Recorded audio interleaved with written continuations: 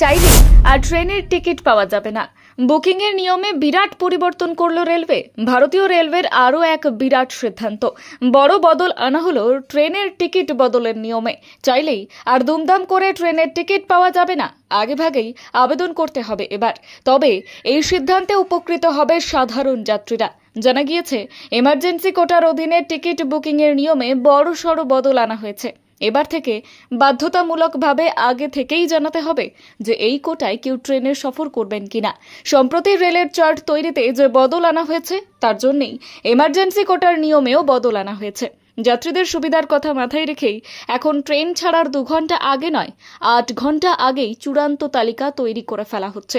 Emergency কোটাতে যদি কেউ যাতায়াত করতে চান ট্রেনে, তবে এবার থেকে তাকে অন্তত একদিন আগে থেকে জানাতে হবে, তবেই চার্টে তাদের নাম থাকবে।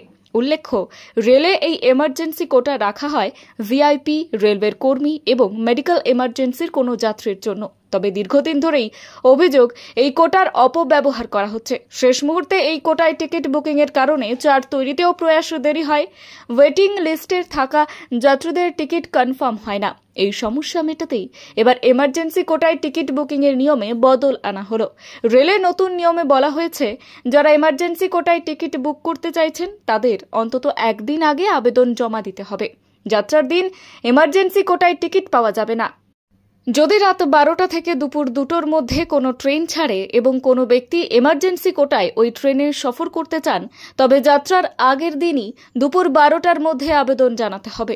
দুপুর 2টো থেকে রাত 11:59 মধ্যে কোনো ট্রেন ছাড়লে এবং সেই ট্রেনের সফর করতে চাইলে আগের দিন বিকেল 4টের মধ্যে আবেদন জানাতে হবে। যদি আগের দিন রবিবার বা ছুটির দিন পড়ে, তবে তার আগের দিন ওয়ার্কিং আওয়ারের মধ্যেই আবেদন জানাতে হবে। একই সঙ্গে রেল মন্ত্রকের তরফে নির্দেশিকায় বলা হয়েছে, এই কোটায় যেন অপব্যবহার না হয়। এমার্জেন্সি কোটায় ভ্রমণ করা যাত্রীর পরিচয় যেন খতিয়ে দেখা হয় এবং গাইডলাইন মেনেই এমার্জেন্সি কোটায় টিকিট দেওয়া হয়।